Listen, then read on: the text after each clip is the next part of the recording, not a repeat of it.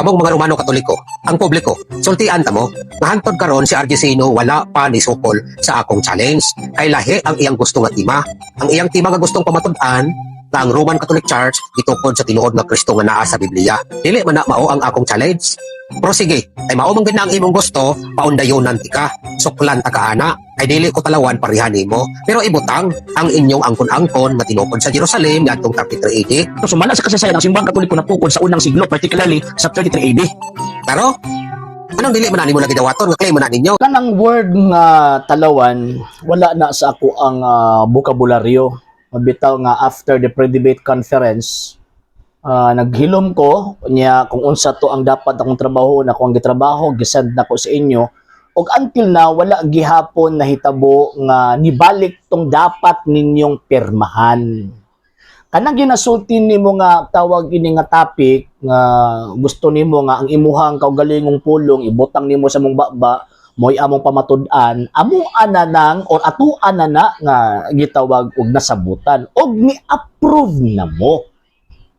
Yan ang may panultihon sa tawag ini nga naimaksim ba nga nag-ingon nga one word is enough for a wise man. Di mo siguro ka wise. Nya kanang imo nga sige bagulbol nga bautangan og Jerusalem og 33 AD, maapil naman na sa stand. Maapil na, nakiklaro ano? Ang topic nga ako ang pamatud-an that the Roman Catholic Church is the true church founded by the true Christ in the Bible. Actually, kanang word nga true Christ in the Bible, dili na amo ang pulong ha. Inyuhan ng pulong, ipabutang ninyo sa topic. O gipaundayon lang tamo, ipabutang na sa topic. O gibutang na ako sa topic. Unsa pa may problema? Pabutangan pa ni Jerusalem 33 AD, complicated na kayo. Ipabutang na mo sila, dapat ang tema is short, pagkahuman na kanang dili siya kanang daghan mga pulong ang ibutang. So ako ano ng problema kung saan lang ako pag-present ng Jerusalem 33 kay one of the ways man nga ako ang ipribang ang simbahang Katoliko iyas tong Ginoong Jesucristo. Unya, unsa pa may problema ninyo? And ikaduha, approve na ang topic. Approve na og appeal ka didto sa nag-approve. Appeal ka didto. Dili tawag anang ako lang ang nag-approve anak nga topic. Appeal ka. Appeal ang imuhang tawag ining kauban mo na kanang sige nimong alibay-alibay, dili na madala. Dili na siya makredit kung baga kay appeal ka sa ni approve. Di ba? Appeal man ka sa ni approve. Number 3 mo, bitaw na schedule. Ang schedule May 4 Tigos City. Karon ginapakita ninyo ba nga mura og kanang watras mo? Nga ibaliktad pag ninyo nga ako'y tawag ini nga mo atras, ayaw na. Ato na lang hulaton ang May 4. And kami ang mag-secure og permit and venue. Then ato na lang mo para mahitabo ang tawag ini nga debate. Kay karon pa lang daan, di na mo masaligan sa sabot eh. Di na mo masaligan. And ang ako lang gukod nga madayon ng debatiha. Murang man akong hukod, madayon ang debatiha and subay sa na-approve nato nga topic, na-approve nato nga proposition rules. Wala nga to ang tawag ining debatihan. Kaya kung dili mo talawan, wala mo daghang istorya. Kanang kung siya to na-approve atong sa pre-debate conference, mauna ang ato ang tawag ining debatihan. So kanang gingon talawan, ikamo ray talawan. Kay bisag unsa na alibay inyong tawag ining himuon, wala nagkadimao na gani na inyong mga argumento, tulo pag mo lang tabang sa kuwa at that time. Nga pagkahuman mo ingong ka nga, intimidated mo.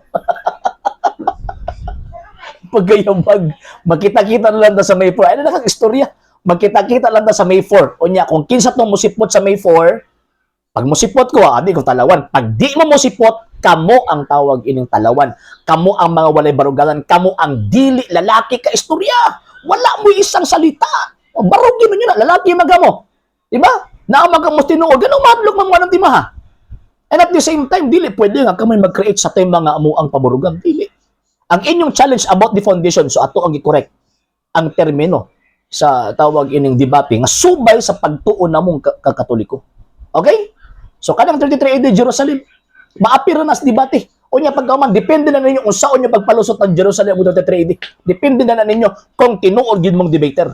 Pero problema basig nagpa-debater ka lang, mo bitongan magpatawag ka og kanang imuhang mga kaugong end company Ngano man kay di ka kabarog og ikaw ra. Kaluoy ba nimo niya ikaw pag mo ingon nga sa mo nga talawan, ikaw mo italawan kay di ka kabarog nga ikaw ra. Mangita pa jud kag tawag ining kauban para mo akbang skuha.